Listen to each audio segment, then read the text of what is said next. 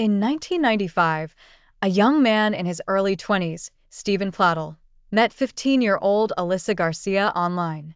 Enthralled by their budding relationship, Stephen moved to Texas to be with her, a decision that Alyssa's parents did not oppose. 2 years into their relationship, Alyssa, now 17, gave birth to their daughter, whom they named Denise. However, the birth of Denise marked the beginning of a dark chapter.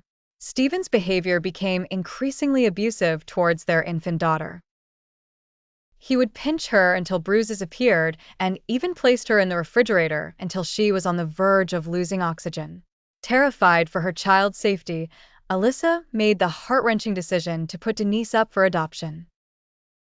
Denise was adopted by Kelly and Anthony Fusco in New York and was given the new name Katie.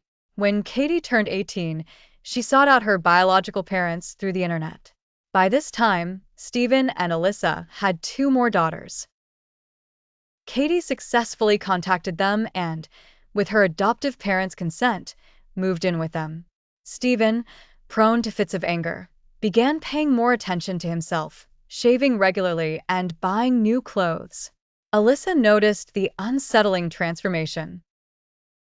Stephen even took to sleeping on the floor of Katie's room. Alyssa's suspicions grew when she stumbled upon her now 11-year-old daughter's diary, which described Stephen as a monster for being in a relationship with Katie and for getting her pregnant. Alyssa filed for divorce and left the household, while Katie chose to stay. Alyssa attempted to report Stephen, but her concerns were dismissed by the authorities. Shortly after, Stephen and Katie left their state to marry under the false pretense that they were cousins.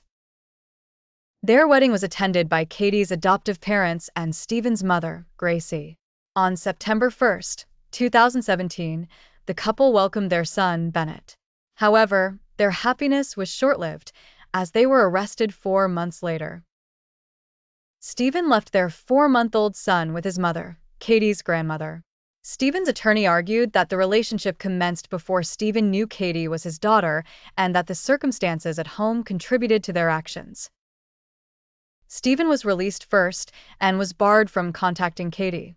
Katie was subsequently released and returned to live with her adoptive parents, also forbidden from contacting Stephen. Despite the restrictions, Katie reached out to Stephen, insisting that their relationship needed to end. Stephen refused to accept this decision. He went to Gracie's home, took baby Bennett, and strangled him, hiding the body in a closet. He then drove to New York to surveil Kelly and Anthony Fusco's residence, where Katie was living. Stephen ambushed Anthony and Katie as they left the house to visit her grandmother, shooting them both dead. A witness reported the incident, providing a description of Stephen and his vehicle, which had North Carolina plates. After a few hours, a police patrol located Stephen's car. Inside, they found him dead by suicide.